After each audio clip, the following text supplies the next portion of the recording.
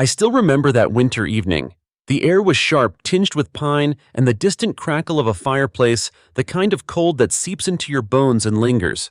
I pulled my coat tighter as I approached my sister Lillian's house. It was one of those suburban dream homes, the kind with a perfectly manicured lawn and warm golden lights glowing through the frosted windows. But tonight it felt like walking into a trap. I had brought a bottle of Merlot from my small but cherished collection, wrapped it in a neat bow like an idiot, convincing myself that this year would be different. Maybe, just maybe, this Christmas wouldn't end with my heart in pieces. The porch light flickered as I rang the bell, a small nervous tick in the otherwise polished facade. When the door opened, the familiar rush of cinnamon and fresh pine hit me, wrapping around my senses. My mother's voice echoed down the hallway, too bright, too eager, as if rehearsed. "Ah, Rachel's here!" She sang out, her tone laced with the kind of forced cheer that set my teeth on edge. I stepped inside, and for a moment I let the warmth envelop me. The house was a postcard of holiday perfection. Twinkling lights, crackling fireplace, the faint melody of a Bing Crosby classic drifting from the living room. But beneath the surface, the air felt tight, like a rope pulled too taut. In the corner, my niece Emma was shaking a box with her name on it. Her face lit up with innocent curiosity. My father, always the silent observer, didn't bother getting up from his recliner, his eyes fixed on the TV as if I were just another commercial break. Lillian, always the picture-perfect hostess, stood by the tree, arranging ornaments with the precision of a curator. She glanced my way, her smile as sharp as the crystal wine glasses on the dining table. "You're early," she said, her tone just a shade too bright. "Must be nice not having kids to slow you down." I forced a tight smile, setting the wine down on the side table. "Better early than dramatic," I replied, trying to sound playful, but her eyes had already moved on, scanning the room like a general taking stock of her troops. As I made my way to the dining room, I couldn't help but notice the table. It was perfect. Carved ham, roasted vegetables, folded napkins with tiny golden rings, the kind of setup that begged for a magazine spread. But as I sat down, the conversations around me felt like static, meaningless small talk bouncing off my armor. No one asked about my recent promotion. No one mentioned the long hours I'd put in, the sacrifices I'd made. Instead, they talked about Lillian's latest home renovation, Emma's dance recital, and Dad's new car. I felt like a ghost, present but unseen, my accomplishments reduced to background noise. Then came the moment I should have seen coming but somehow never did. Lillian stood up, her wine glass catching the firelight, reflecting shards of red across the table. She cleared her throat, a small calculated gesture, the kind that always meant trouble. "Before we cut the pie," she said, glancing around the room, her eyes meeting each family member's in turn, before landing on me. "I think it's time we had an honest conversation." My stomach tightened. I forced a smile, fingers gripping the edge of my chair.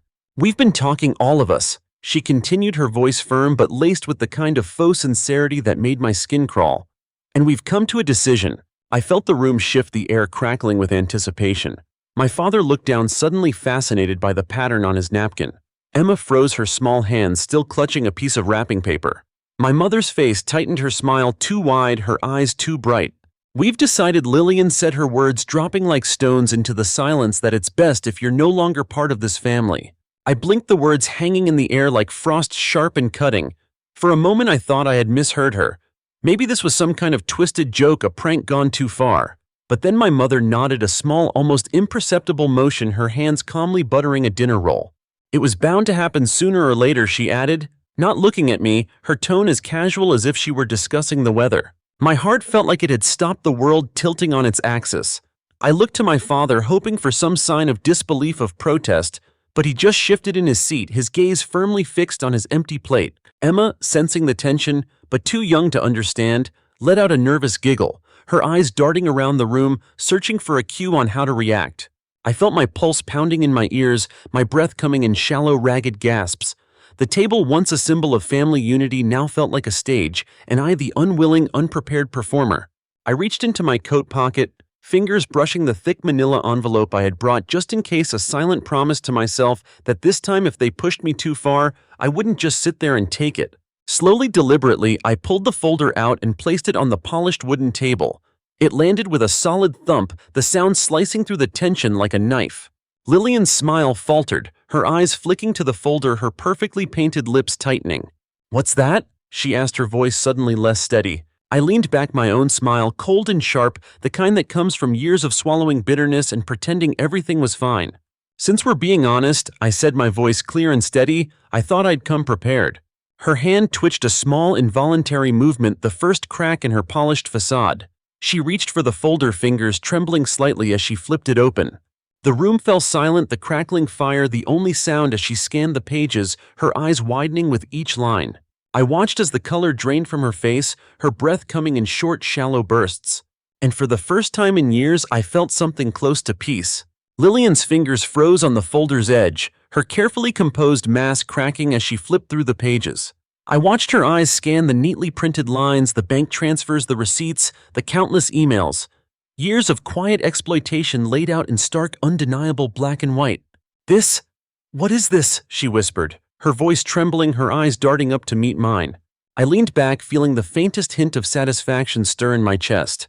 "Oh, just a little collection I've put together over the years," I replied, my tone almost conversational. "Since you're so interested in honesty tonight." Around the table, my family shifted uncomfortably. My father's knuckles whitened as he clutched his fork, his eyes fixed on the tablecloth. My mother's jaw tightened, a delicate line of tension framing her forced smile. Emma had gone quiet, her small fingers slowly letting go of the wrapping paper she had been clutching. Lillian's eyes flicked down to the pages again, and for the first time in a long time, I saw her confidence crack. She flipped to the next page, then the next. Each turn of the paper a fresh cut, a new wound. Bank transfers, personal loans, emergency bailouts. I continued, my voice steady, each word a deliberate strike. And not just for you, Lillian. Mom's little medical scare that ended up being a spa trip. Dad's urgent dental work that somehow involved a weekend in Atlantic City. Emma's tuition fees for that private preschool you swore you'd pay me back for. Lillian's face had gone pale, her perfectly applied foundation doing little to hide the blood draining from her cheeks. She flipped faster now, her breathing shallow, the rustle of paper growing frantic. Then she hit the page I knew would stop her cold. A hotel bill from a resort in Charleston. 2 nights, 1 room. Her name right beside a second name I'd never seen before, Julia. Lillian's hand flew to her mouth, her eyes wide, panic flashing across her carefully curated features. She shoved the folder away as if it had burned her, the papers scattering across the polished table. You've been spying on me," she spat, her voice low, venomous. I shook my head slowly, a small bitter smile curling my lips. "Not spying, documenting. There's a difference." My father finally looked up, his face a mask of stunned disbelief. My mother's eyes narrowed, her carefully constructed facade slipping, a flicker of raw, unfiltered fear darting across her features. "How dare you?" my mother hissed, her voice shaking, her carefully manicured hands gripping the edge of the table so tightly her knuckles turned white. "How dare you weaponize your generosity like this?" I felt a strange calm settle over me, a cold clarity I hadn't known in years. "Generosity," I echoed, leaning forward, locking eyes with her. "You mean the years I spent being your personal bank therapist and emotional punching bag? The sacrifices you've taken for granted, the sleepless nights, the thousands of dollars I poured into this family while you drained me dry." Silence fell thick and suffocating, the only sound the crackle of the fire in the corner. Lillian's hand still hovered near the scattered papers, her eyes darting between me and the damning evidence in front of her. I stood up slowly, feeling the weight lift from my shoulders, the years of silent resentment finally breaking free. "You said I wasn't family." I said, my voice steady, the anger that had once felt like a firestorm, now a cold, sharp blade. "Fine, maybe you're right, maybe I'm not. But if that's the case, then you can find another person to bankroll your lies." My father's fork clattered to his plate, the sound sharp, metallic, cutting through the thick, oppressive silence. My mother's eyes flashed, her mouth opening, then snapping shut, her words failing her for the first time I could remember. Without another glance, I reached for my coat, slipping it over my shoulders, the fabric settling against my back like armor. "You can keep the wine," I said, my hand on the doorknob, the cool metal a comforting weight against my palm. "Consider it my parting gift." And with that, I stepped out into the cold December night, the door clicking shut behind me, the sound final echoing in the stillness. As I made my way down the front steps, the frost crunching beneath my boots, I heard the first frantic whispers rise from inside. Lillian's voice, high-pitched, panicked. My mother's sharp, clipped tones, my father's deep, rumbling baritone, the sound of papers being snatched up and examined, the rustle of a perfectly staged Christmas unraveling around them. I reached my car, my breath coming out in short, sharp clouds, my pulse racing. I leaned against the cold metal, the chill seeping through my coat, my heart hammering in my chest. For a moment, I felt the old fear creep in, the familiar dread that had kept me silent for so long. The fear of being alone, of cutting ties, of walking away from the only family I had ever known. But then I straightened, my breath coming easier, my pulse slowing. I looked back at the house, the warm golden lights flickering through the frosted windows, the shadows of my family moving frantically inside their perfect little world, crumbling one piece of paper at a time. And for the first time in years, I felt something like freedom. I drove in silence, the engine's steady hum, the only sound as the winter landscape blurred past my windows. My hands gripped the steering wheel, my knuckles white against the worn leather. I felt the adrenaline still pulsing through my veins, the echoes of that confrontation replaying in my mind. The shock in their eyes, the panic in Lillian's voice, the way my mother had reached for her wine glass like it might somehow steady the ground shifting beneath her feet. The quiet of the road was a stark contrast to the chaos I had just left behind. Snowflakes drifted lazily through the air, catching in my headlights before vanishing into the darkness. I didn't have a destination in mind, just distance. Distance from that house, those people, the tangled web of obligations and expectations that had held me in place for so long. I ended up at the lake, a spot my father used to take me to when I was a kid. Back then, it felt like the edge of the world, a place where the water met the sky and the noise of the world fell away. Now it just felt like a convenient place to sit and breathe the frozen surface, reflecting the dim glow of the moon. I killed the engine, leaning back in my seat, letting the silence settle around me. I closed my eyes, feeling the cold seep in through the cracked window, my breath fogging the glass. I thought about the years I had spent trying to be the perfect daughter, the reliable sister, the one who always showed up no matter how tired, no matter how broke, no matter how much it hurt. I thought about the birthdays I had paid for, the emergency hospital bills, the whispered phone calls in the middle of the night, each one wrapped in a promise of payback that never came. I remembered the Christmas 2 years ago when my mother had pulled me aside, her voice low, her eyes wet with the kind of tears that always seemed to spring up when she needed something. Just this once, Rachel, she had whispered, her hand clutching mine, her perfectly manicured nails digging into my skin. We'll pay you back, you know we will. Family takes care of family. And I had believed her like a fool. I had pulled out my checkbook, drained my savings, skipped my own rent to cover theirs. Because that's what family does, right? Except it never stopped. The calls kept coming, the emergencies never ended, the promises always broke. And when I finally drew a line, when I finally said no, I had become the villain. I felt my phone buzz in my pocket, the sudden vibration jolting me back to the present. I pulled it out, my breath catching when I saw the screen. It was a message from my sister-in-law, Sarah. Hey, just heard what happened. You okay? I stared at the words for a long moment, my thumb hovering over the reply button. Sarah had always been one of the few in the family who didn't demand, didn't guilt trip, didn't expect. She had married my brother Michael years ago, back when we still spoke, back when our family felt like something other than a trap. I typed out a quick reply. I'm fine, just needed to get out of there. A moment later, 3 small dots appeared, then disappeared, then appeared again. Finally, her response came through. I figured, Lillian's losing it, she called Michael. Mom's blaming you for the whole thing. I felt a small bitter laugh bubble up in my chest. Of course they were blaming me. Of course they were. In their eyes, I was always the one who ruined things, the one who pushed too hard, expected too much, spoke too honestly. Not surprised, I typed back. They'll calm down, they always do. I tossed the phone onto the passenger seat, leaning my head back against the headrest, my eyes drifting up to the moonlit sky. I felt the anger drain out of me, replaced by a bone-deep exhaustion, the kind that settles in your bones and refuses to leave. I thought about driving back, about facing them, about trying to explain myself, to defend my choices, to justify my existence one more time. But then I remembered the look on Lillian's face when she saw that hotel bill, the way my father's hand had trembled when he realized I had finally seen through their lies. No, I was done. I reached over, grabbing my phone again, my fingers moving quickly, almost instinctively. I pulled up the family group chat, my heart pounding as I typed out the message. I'm done being the fixer. Done being the fallback. You said I wasn't family, and for once I believe you. Consider this my formal resignation. I hit send before I could second-guess myself, the words flashing blue as they disappeared into the digital void. I stared at the screen, my pulse racing, the quiet of the car suddenly feeling too loud, too close. I tossed the phone onto the seat again, leaning back, closing my eyes, my breath coming in slow, steady waves. Outside, the wind picked up, rustling the bare branches along the shore, the sound like whispers in the dark. I didn't know what came next. I didn't have a plan, didn't have a map, didn't have a destination. But for the first time in years, I felt like I could breathe. For the first time in years, I felt free. The next morning, I woke to the sound of my phone vibrating against the kitchen counter. I had fallen asleep on the couch, still wrapped in my winter coat, the cold from the lake clinging to my bones. The light streaming through the windows felt harsh, cutting through the lingering shadows of the night before. I reached for the phone, my fingers stiff and clumsy, swiping at the screen to silence the buzzing. It was a message from my brother Michael. "Mom's furious. She says you've crossed a line. She's talking about cutting you off for good." I let out a slow breath, my fingers tightening around the phone. Cutting me off, the irony stung sharp and bitter. They had already pushed me out, carved me out of the family picture, painted me as the ungrateful daughter who couldn't just shut up and pay up. I typed a quick response, my fingers moving faster than my thoughts.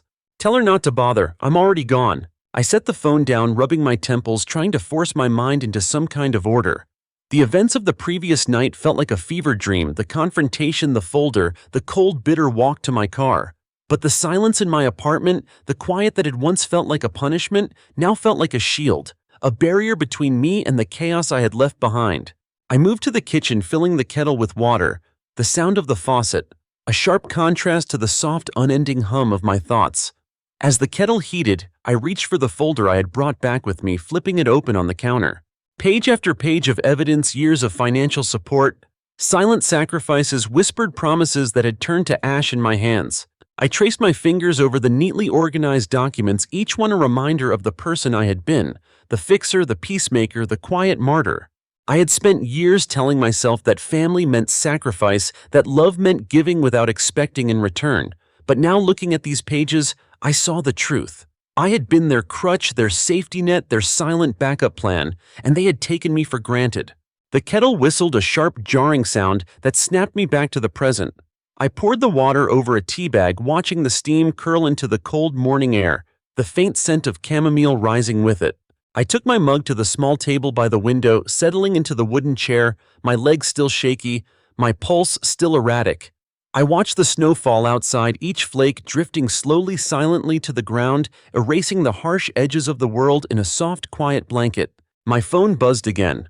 Another message, this time from Sarah. "Hey, just checking in. Michael told me what happened. Are you okay?" I hesitated for a moment, my thumb hovering over the reply button. I could feel the weight of the decision.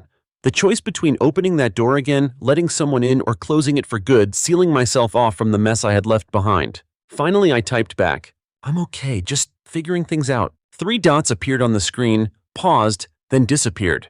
I set the phone down, my fingers wrapped tightly around the warm ceramic of my mug, the heat seeping into my skin, a small, fragile comfort. Minutes passed, the snow falling faster now, the wind picking up, rattling the window panes. I took a slow sip of my tea, the warmth spreading through my chest, melting the cold knot that had formed there. Then another buzz. "Lillian's trying to spin this. She's telling everyone you blindsided her, that you were drunk acting crazy. She's trying to make you the villain." I felt the calm I had fought so hard to build start to crack, the old anger flaring up hot and sharp in my chest. Of course she was. Of course she was twisting the story, rewriting history, painting herself as the victim in the mess she had created. I took a deep breath, closing my eyes, forcing the anger back down, letting the silence settle over me again. I had expected this. I had known this was coming. I reached for the folder again, flipping to the back, pulling out the copies of the text messages, the bank transfers, the receipts. Proof. Hard, undeniable proof of every lie, every manipulation, every broken promise. I could expose her. I could lay it all out, show the world who she really was, force her to face the consequences of her choices. But even as the thought crossed my mind, I felt a wave of exhaustion wash over me. I was tired of fighting, tired of playing their games, tired of being dragged into their twisted version of reality. I took another sip of my tea, letting the warmth calm my racing heart, the steam rising in slow spiraling tendrils, wrapping around me like a shield. I picked up my phone again, my thumb hovering over the family group chat, the words already forming in my mind, sharp and clear, each one a final, irreversible break. I'm done. Done being the scapegoat, done being the fixer, done being the one who picks up the pieces while you tear each other apart. I've carried this family long enough. Find someone else to be your fall guy.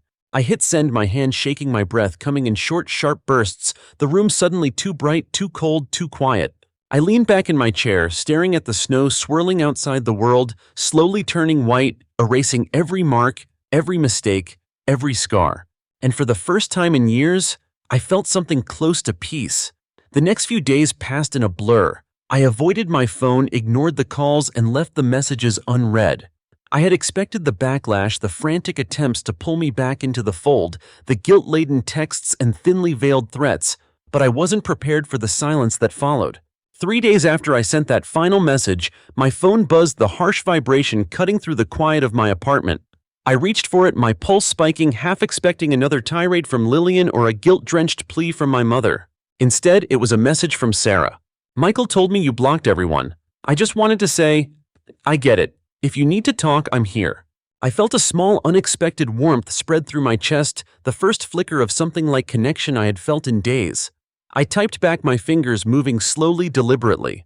"Thank you, I appreciate it." I set the phone down, my hands trembling slightly, the rush of adrenaline settling into a dull, steady ache. I had drawn the line finally, definitively, and now all that was left was the waiting. The slow, quiet unraveling of a lifetime of obligations. Later that evening, as the sky darkened and the streetlights flickered to life outside my window, I found myself scrolling through old photos on my laptop. Family gatherings, birthday parties, Christmas mornings, the familiar faces captured in moments of forced smiles and carefully staged happiness. I paused on one photo, a blurry shot of a summer barbecue from years ago. Lillian and I stood side by side, our arms around each other, our faces flushed from the heat, our smiles wide and unguarded. I felt a pang, sharp and sudden, a reminder of what we had once been, before the lies, before the manipulation, before the slow, inevitable breakdown of trust. I closed the laptop, the screen going dark, my reflection staring back at me, shadowed and tired. My phone buzzed again, the sound sharp in the stillness. I glanced at the screen. Another message from Sarah. "Just wanted you to know, Michael had your back. He told Lillian to back off, that you had every right to stand up for yourself." I felt a tightness in my chest loosen, the weight of isolation lifting just a little. I typed back quickly. "Thank you, really." I leaned back, closing my eyes, letting the quiet settle around me. For the first time in days, I felt the tension start to ease, the constant knot in my chest slowly unwinding. The next morning, I woke to a new message, this time from an unknown number.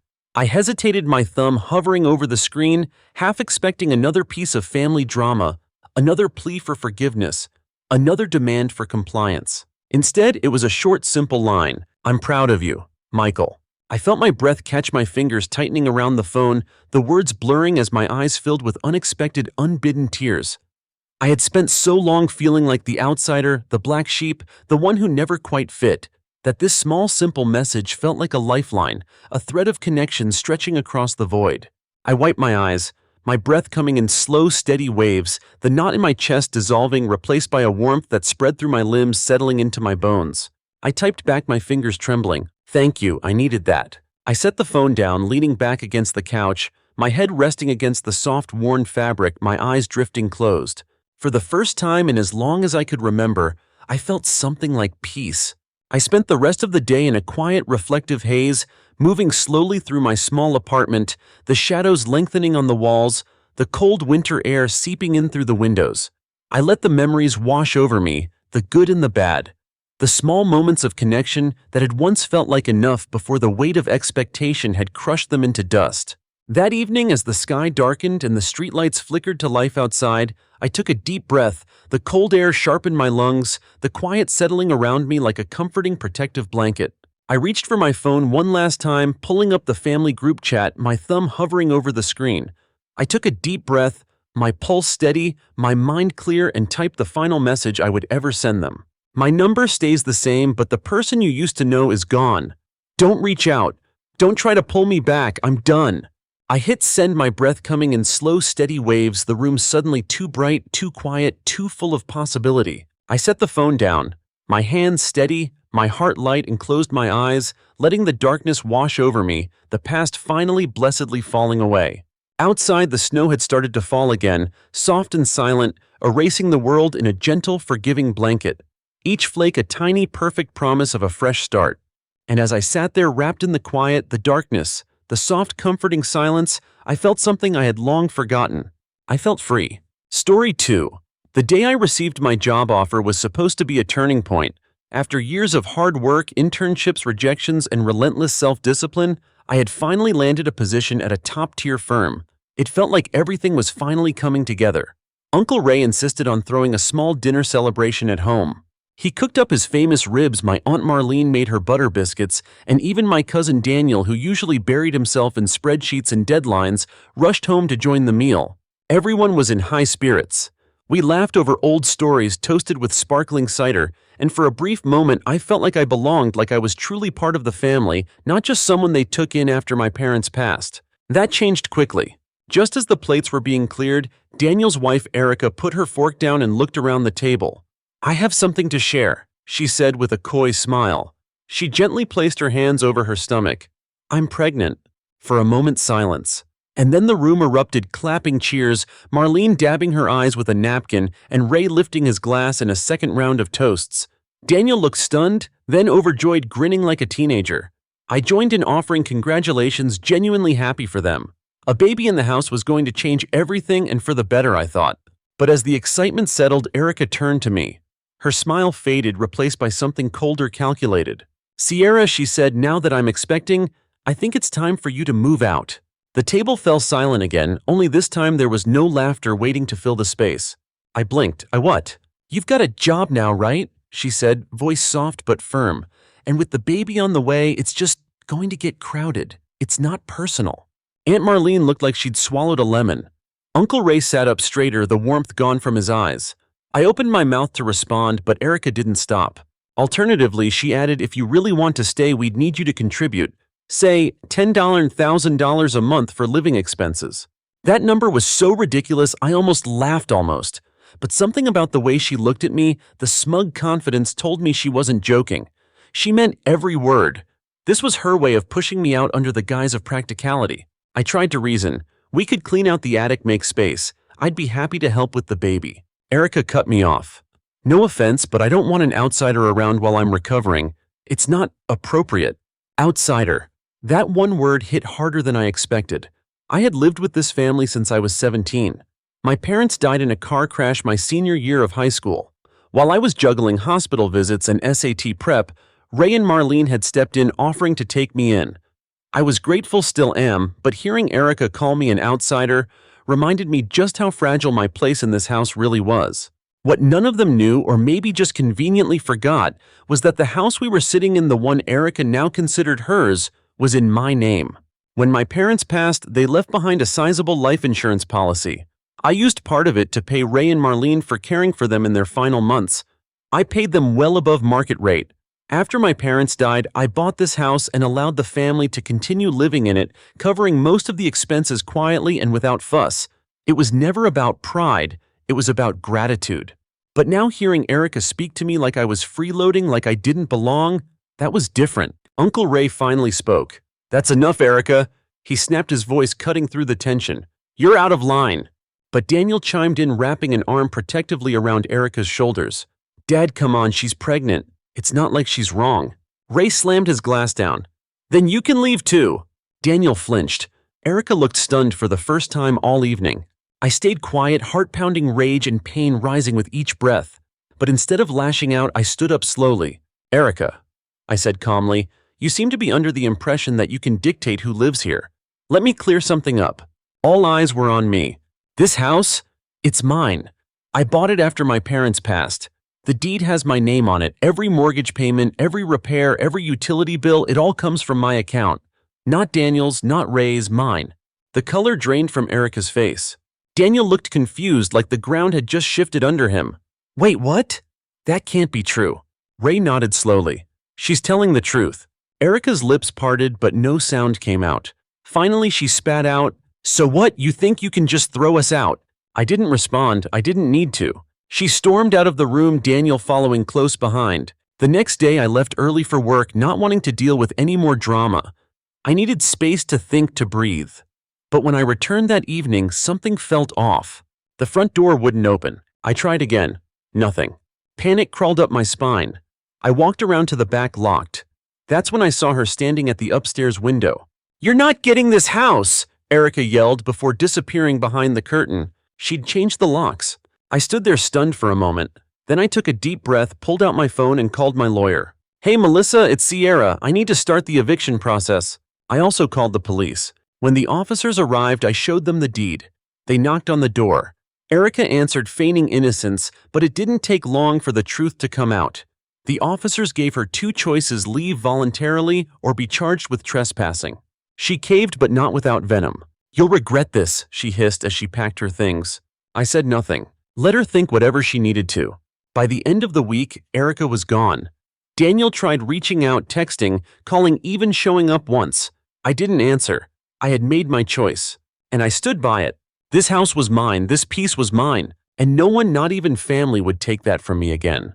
It had been 5 weeks since Erica was escorted out of my house by the police. In that time, silence became a daily companion, calm, unbothered, and steady, like the wind moving through pine trees at dawn. For the first time in years, I could walk through my own home and feel every inch of space belonged to me. There were no passive-aggressive comments at the dinner table, no pointed stares across the living room, no whispered conversations that stopped when I walked in.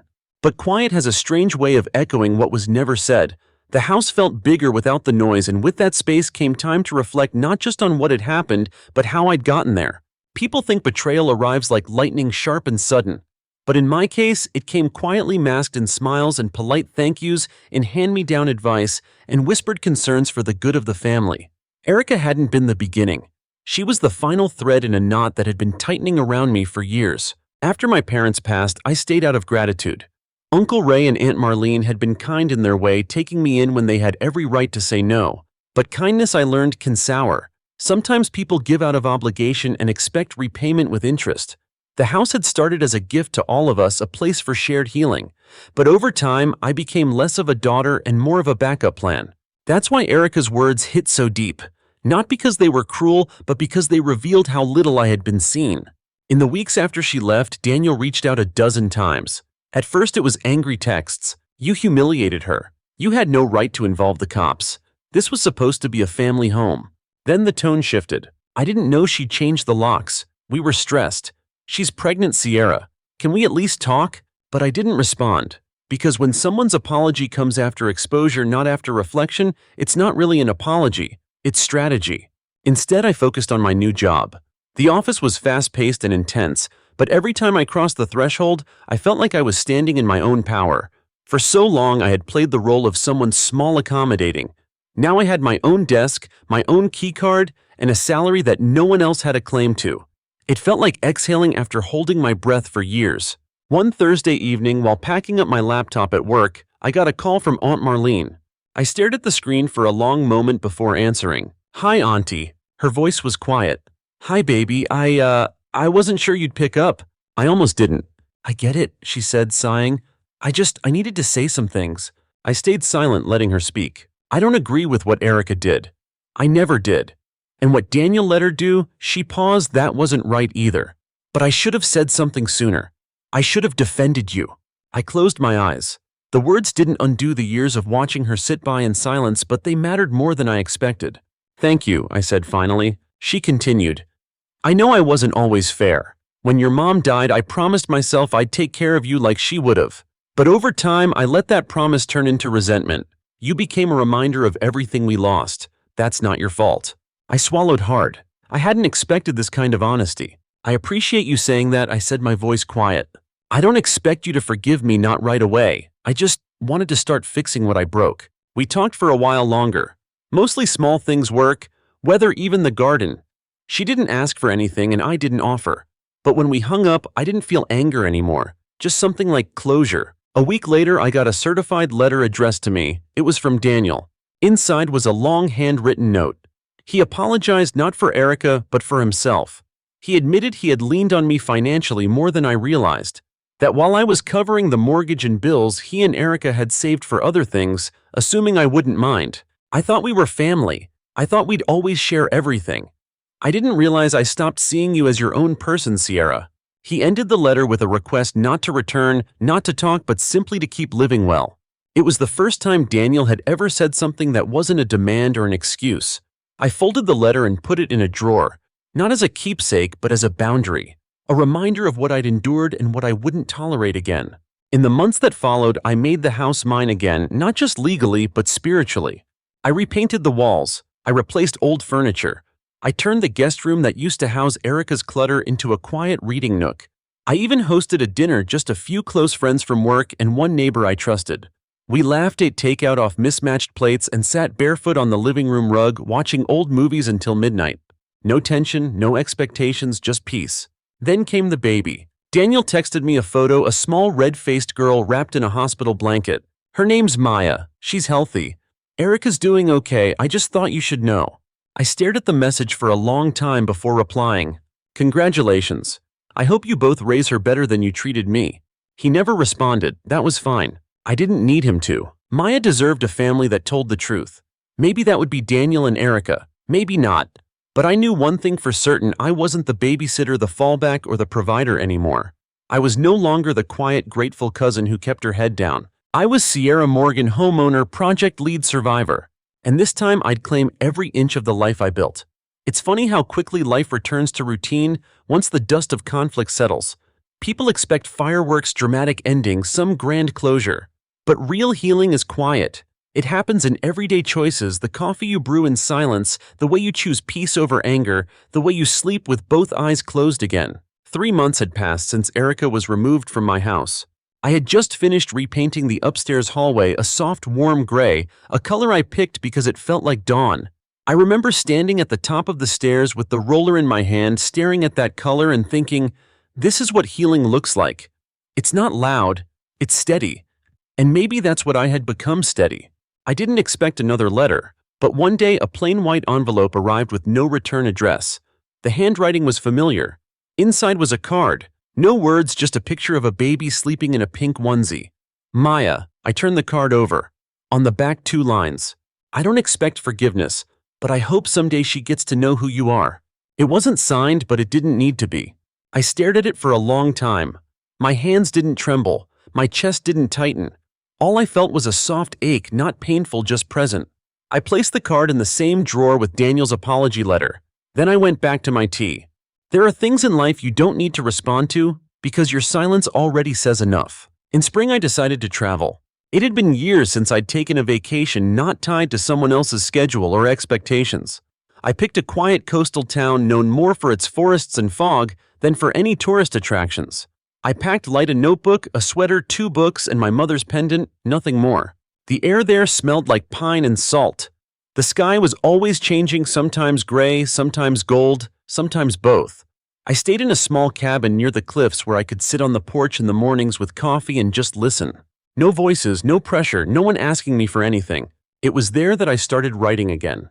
Back when I was younger, before grief swallowed my time, I wrote all the time. Poems, stories, fragments of thoughts I never shared.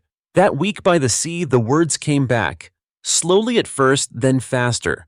I wrote about silence, about survival, about what it means to grow up in a house that loves you and then learn the difference between care and control. I didn't know if the writing was good. I didn't care. It felt like returning to an old part of myself that I thought I'd lost. By the time I left the cabin, I had a notebook full of pages and something else: a clear sense that the person I was becoming had very little to do with the people I had left behind. Back home, things stayed quiet. Daniel and Erica had moved to a rental across town. We hadn't spoken since the birth announcement, and I intended to keep it that way. Aunt Marlene would text every now and then, mostly updates about her garden or little anecdotes that made me smile. Then one rainy Friday she called. I won't keep you long, she said. I thought you should know Erica brought Maya to meet the family last weekend. I waited. She asked about you. I let out a breath I didn't know I was holding. Maya did. No, she said gently, Erica. That surprised me. She asked if you were okay, if you ever talk about, what happened. Not really, I admitted. I've moved on. I thought so, she said. You sound different now, stronger. I didn't respond, but she was right. Before she hung up, she added, if you ever decide to come around for Sunday dinner again, just know there's a chair for you. No expectations. Just a chair. It was the kindest offer anyone in my family had made in years. I told her I'd think about it. Weeks passed. I never said yes, but I didn't say no either. Instead, I found new ways to reclaim my time. I started hosting quiet dinners with close friends, people who didn't need anything from me but presence. I turned the guest room into a home office, filled it with books, plants, and sunlight. Sometimes I'd sit by the window with a journal and write letters to people I'd never send. To my mother, I'm sorry I spent so long trying to be what everyone needed. I see now that being kind to myself doesn't dishonor your memory. To Erica, you were never just the problem, you were the mirror. Thank you for showing me who I didn't want to become. To myself at 17, you didn't fail them, you just survived them. And that was enough. One evening, while locking up the house, I paused by the front door. It hit me not like a wave but like a soft whisper, this is mine. Not just the house but the silence, the freedom, the story I was living now. For years I had waited for people to validate my place in their lives, but I didn't need that anymore. I didn't need to be the savior, the helper, the dependable cousin. I could just be Sierra.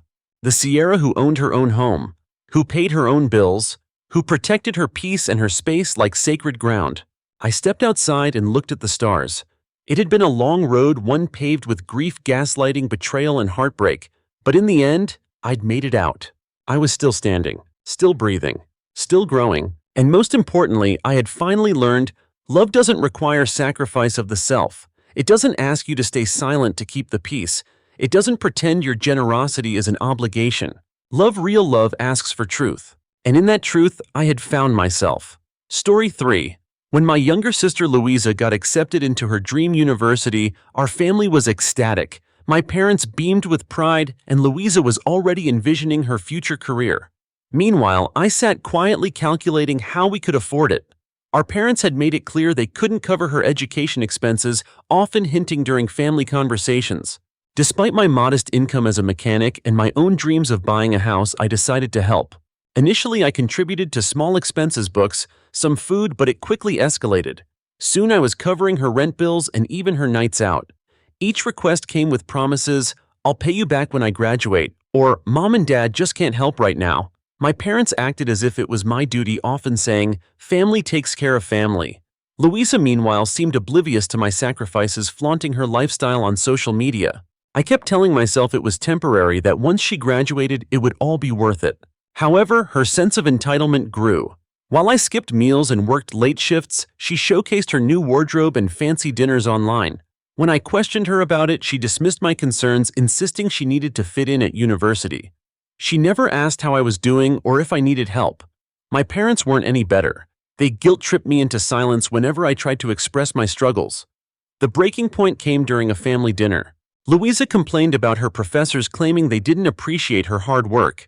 When I suggested she take some responsibility, she snapped, calling me a loser and belittling my profession. I was stunned. After years of supporting her, this was the gratitude I received. I stood up, declared I was done funding her lifestyle, and left. That night, I felt a mix of relief and anger. Relief for finally standing up for myself, and anger for letting it go on for so long. Messages from Louisa and my parents flooded in, pleading and accusing, but I ignored them. For the first time in years, I prioritized myself. The next day, I returned to work with a renewed sense of purpose. I began considering my own future, exploring opportunities to advance my career. Louisa, on the other hand, faced the consequences of her actions. She was evicted and had to move back in with our parents. My parents tried to guilt me into helping again, but I stood firm. I started saving, researching courses, and even considered opening my own business. For the first time, I felt hopeful about my own future. Louisa's downfall was a hard lesson, but it was necessary. She needed to understand the value of hard work and gratitude. As for me, I was finally free to live my life on my own terms. 2 weeks passed after I cut Louisa off. 2 quiet, steady weeks. No payments made, no phone calls returned, no guilt swallowed for the sake of keeping peace. It was strange, that silence almost sacred. I didn't fill it with distractions. I let it sit there beside me, heavy and warm like a fire in winter. And for the first time, I felt how tired I really was. Tired of being the one everyone leaned on without ever wondering if I had enough left for myself. The first ripple came in the form of a voicemail from my mother. She said Louisa had been evicted. Her voice trembled, not with shame, but with accusation, like I had let something terrible happen. "She's your sister," she whispered into the phone. "You don't just turn your back on family." But I wasn't turning my back. I had been walking away slowly for years, piece by piece. This wasn't sudden. This was survival.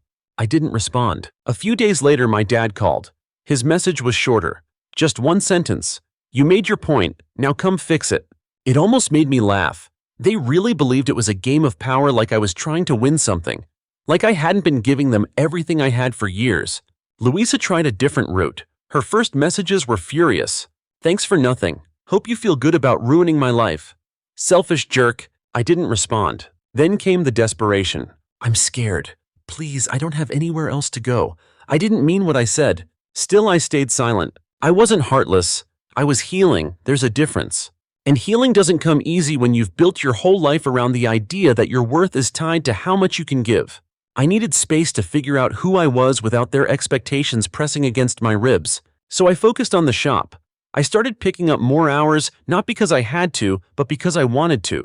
Work was simple, straightforward. If something was broken, you fixed it. If you didn't know how, you learned.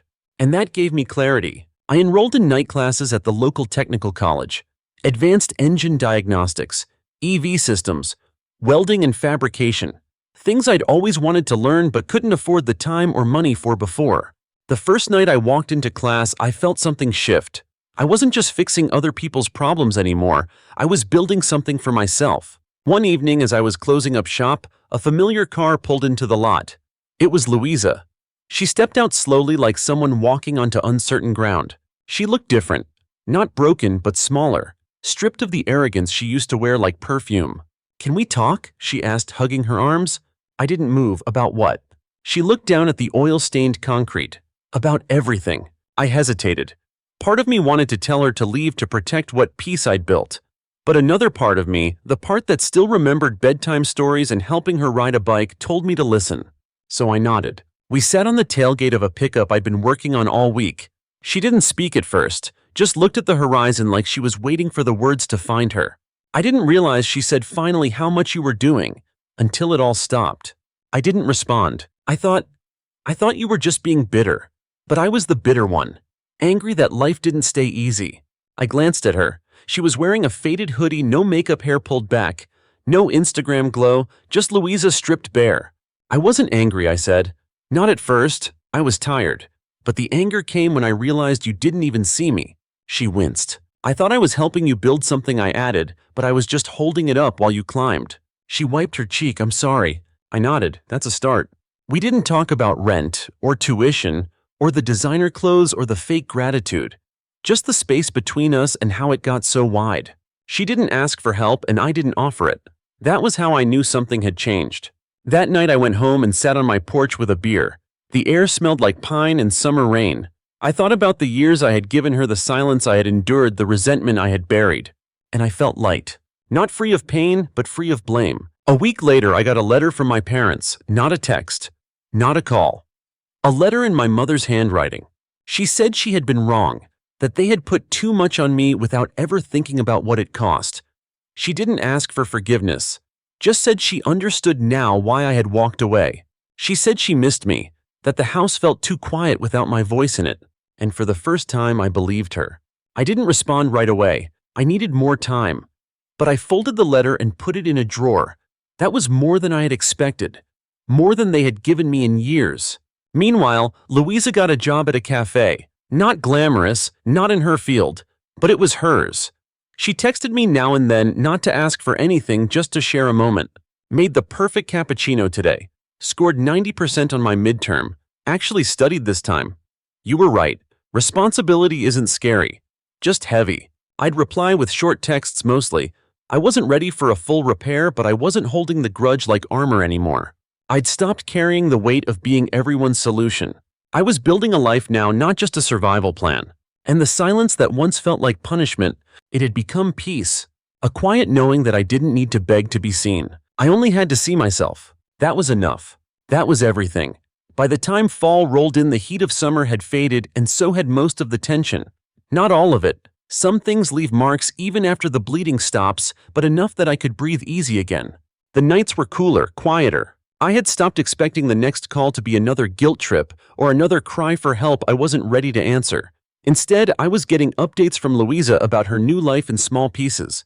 Not big dramatic declarations, just real things. She found a roommate. Said her cafe manager bumped her up to lead shift. Sent a picture of herself in a work apron, tired but proud. There was no filter on her face, just sweat and a soft smile. I hadn't realized until then how much I hated the fake polish she used to layer over everything. That version of her was so distant from the kid I once played hide-and-seek with in the backyard. But now she was showing up again. Just different, more real. As for me, I had finished 2 of my courses and was halfway through a third. The nights were long, but something about sitting in a classroom again, about learning something for myself, instead of someone else, gave me peace. I'd never said the word dream out loud when it came to opening my own shop. It had always seemed too big, too risky. But now for the first time I was sketching out logos in my notebook, running budget projections on weekends, meeting with an accountant. It still felt far away, but not impossible. Not anymore. Then one Saturday afternoon, I got a knock on my door. Louisa. Not a text, not a call. She just stood there on my porch holding a paper bag that smelled faintly of cinnamon and coffee. I brought pastries, she said, from the cafe, one of the perks of closing shift. I nodded and stepped aside. Come in. She moved carefully like she was trying not to disturb something fragile.